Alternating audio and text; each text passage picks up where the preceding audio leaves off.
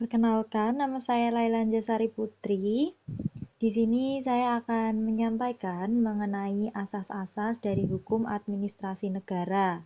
Asasnya itu adalah asas diskresi, kemudian ada asas pemerintahan umum yang baik, dan ada asas Wetmatic van Bestur.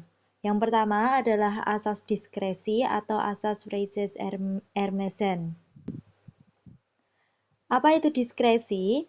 Diskresi menurut Kamus Hukum adalah kebebasan untuk mengambil keputusan di dalam setiap situasi yang dihadapi menurut pendapatnya sendiri.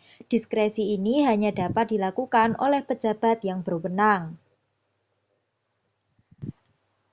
Kemudian, apa itu diskresi menurut Prajudi Atmo Sudirjo?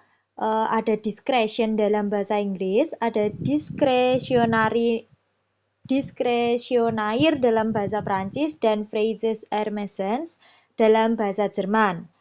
Menurutnya, diskresi adalah kebebasan bertindak atau mengambil keputusan dari para pejabat administrasi negara yang berwenang dan berwajib menurut pendapatnya sendiri. Kemudian menurut Pasal 1 Undang-Undang Nomor 30 Tahun 2014 tentang Administrasi Pemerintahan, diskresi itu adalah keputusan dan atau tindakan yang ditetapkan dan atau dilakukan oleh pejabat pemerintahan untuk mengatasi persoalan yang konkret yang dihadapi dalam penyelenggaraan pemerintahan, dalam hal peraturan perundang-undangan yang memberikan pilihan itu tidak mengatur, tidak lengkap atau tidak jelas, dan atau adanya stagnasi pemerintahan. Kedudukan asas diskresi. Diskresi itu diperlukan sebagai pelengkap dari suatu asas legalitas, yaitu asas hukum yang menyatakan bahwa setiap tindakan atau perbuatan administrasi itu harus berdasarkan atas ketentuan undang-undang. Diskresi ini diperlukan sebagai pelengkap karena tidaklah mungkin bagi undang-undang untuk mengatur segala macam kasus dalam praktek kehidupan sehari-hari. Tujuan asas diskresi ada 4. Yang pertama, yang A, untuk melancarkan penyelenggaraan pemerintahan. Yang B, untuk mengisi kekosongan hukum. Yang C, untuk memberikan kepastian hukum. Dan yang D, untuk mengatasi stagnasi pemerintahan dalam keadaan tertentu guna kemanfaatan dan juga kepentingan umum. Selanjutnya, lingkup asas diskresi. Pengambilan suatu keputusan dan atau tindakan yang tentu saja yang pertama untuk memberikan suatu pilihan keputusan dan atau tindakan. Yang kedua, karena peraturan perundang-undangan itu tidak mengaturnya. Yang ketiga, karena peraturan perundang-undangan tersebut tidak lengkap atau tidak jelas. Dan yang keempat, karena adanya stagnasi pemerintahan guna kepentingan yang lebih luas. Syarat asas diskresi. Pejabat pemerintah yang akan menggunakan diskresi itu harus memenuhi syarat-syarat tersebut. Yang A, sesuai dengan tujuan diskresi. Yang B, tidak bertentangan dengan peraturan perundang-undangan. C, sesuai dengan AUPB atau asas-asas umum pemerintahan yang baik. Yang D, berdasarkan alasan-alasan yang objektif. Yang E, tidak menimbulkan konflik kepentingan. Dan yang F, dilaksanakan dengan itikat baik. Akibat hukum dari diskresi. Diskresi itu dikatakan melampaui wewenang apabila diskresi tersebut bertindak melampaui batas waktu berlakunya, bertindak melampaui batas wilayah berlakunya, serta tidak sesuai dengan prosedur diskresi. Akibat hukum dari penggunaan diskresi yang seperti ini menjadi tidak sah. Lalu, diskresi itu dikatakan mencampur adukan wewenang apabila yang pertama, menggunakan diskresi itu tidak sesuai dengan tujuan wewenang yang diberikan. Yang kedua, tidak sesuai dengan prosedur diskresi dan bertentangan dengan AUPB. Akibat hukum dari penggunaan diskresi yang seperti ini dapat dibatalkan. Kemudian, diskresi itu dikategorikan sebagai tindakan yang sewenang-wenang adalah apabila diskresi tersebut dikeluarkan oleh pejabat yang tidak berwenang untuk mengeluarkannya.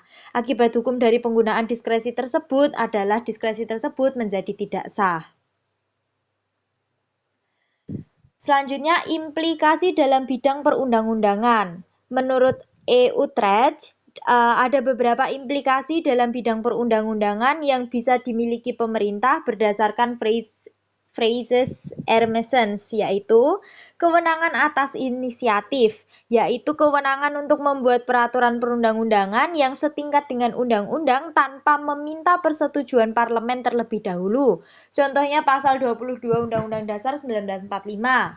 Kewenangan karena delegasi undang-undang, yaitu kewenangan untuk membuat peraturan perundang-undangan yang derajatnya lebih rendah dari undang-undang yang berisi masalah-masalah untuk mengatur ketentuan yang ada dalam suatu undang-undang. Contohnya adalah pasal 5 ayat 2 Undang-Undang 45. Kemudian yang ketiga, the Droit function. Droit function itu adalah kekuasaan untuk menafsirkan, yaitu baik menafsirkan secara memperluas atau mempersempit sendiri mengenai ketentuan yang bersifat enunsiatif. Contoh asas diskresi terdapat dalam pasal 7 ayat 6 huruf A Undang-Undang APBNP tahun 2012 dalam hal harga rata-rata minyak Indonesia atau Indonesian Crude Oil Price atau ICP dalam kurun waktu berjalan mengalami kenaikan atau penurunan rata-rata sebesar 15% dalam 6 bulan terakhir dari harga minyak internasional yang diasumsikan oleh APBNP tahun anggaran 2012, maka pemerintah berhak untuk melakukan penyesuaian harga BBM bersubsidi dan kebijakan penduduknya. Selanjutnya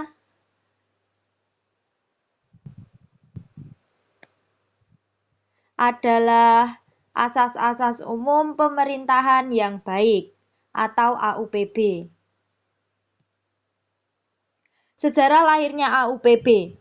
AUPB itu lahir sebagai bentuk kekhawatiran Phrases Hermesen dalam mewujudkan welfare state atau social recht di Belanda. Pemikiran ini timbul dari panitia De Monti di Nederland dalam rangka untuk mewujudkan perlindungan hukum bagi warga masyarakat tahun 1950. Pada mulanya timbul keberatan-keberatan terhadap konsep De Monti, terutama dari pejabat dan juga pegawai pemerintah di Nederland, karena ada kekhawatiran bahwa hakim akan menggunakan istilah itu untuk memberikan suatu penilaian terhadap kebijaksanaan yang telah diambil oleh pemerintah. Namun sekarang keberatan tersebut tidak beralaskan lagi, sebab meskipun istilah itu digunakan, pengadilan dan juga badan banding terhadap keputusan instansi pemerintah akan tetapi Phrases Hermesen ini akan tetap diakui dan dapat juga dilaksanakan oleh alat administrasi negara di dalam menjalankan fungsinya. Lalu asas-asas umum pemerintahan yang baik, yang pertama ada asas kepastian hukum, ada asas keseimbangan, asas kesamaan dalam hukum, asas bertindak cermat, asas motivasi untuk setiap keputusan, asas jangan mencampur adukan kewenangan, asas permainan yang layak, lalu asas keadilan atau kewajaran, asas untuk menanggapi pengharapan yang wajar, asas meniadakan akibat hukum keputusan yang batal, asas perlindungan atas pandangan, asas kebijaksanaan, dan asas penyelenggaraan kepentingan umum.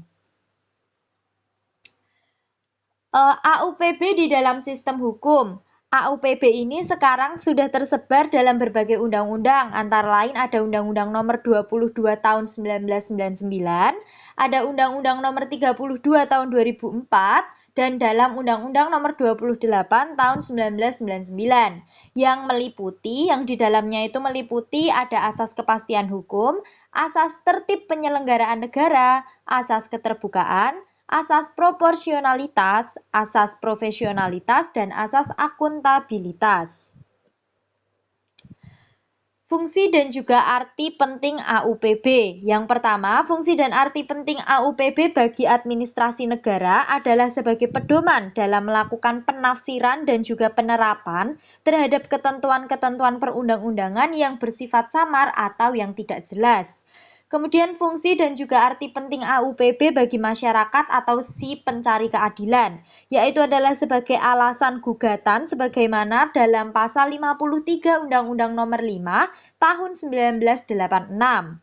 Lalu fungsi dan arti penting AUPB bagi hakim PT UN, yaitu adalah sebagai alat penguji dan membatalkan keputusan yang dikeluarkan oleh badan sebagaimana yang disebutkan di dalam pasal 53. Yang keempat, fungsi dan juga arti penting AUPB bagi legislatif yaitu adalah berguna dalam merancang undang-undang. Selanjutnya adalah asas Wetmatigheid van Bestuur. Pengertian asas ini dalam hukum pidana ini bernama asas legalitas. Dalam bidang HAN atau hukum administrasi negara, asas ini mengandung makna bahwa setiap pejabat yang hendak mengeluarkan suatu keputusan atau melakukan suatu tindakan haruslah berdasarkan pada peraturan perundang-undangan. Dasar hukum asas ini dapat kita lihat terdapat di dalam Pasal 5 huruf A Undang-Undang Nomor 30 Tahun 2014 tentang Administrasi Pemerintahan, juga dapat dilihat di Pasal 1 Angka 8 Undang-Undang Nomor 51 Tahun 2009 tentang perubahan kedua atas Undang-Undang Nomor 5 Tahun 1986 tentang PT-UN. Sekian dari saya atas presentasi dari asas-asas hukum administrasi negara. Wassalamualaikum.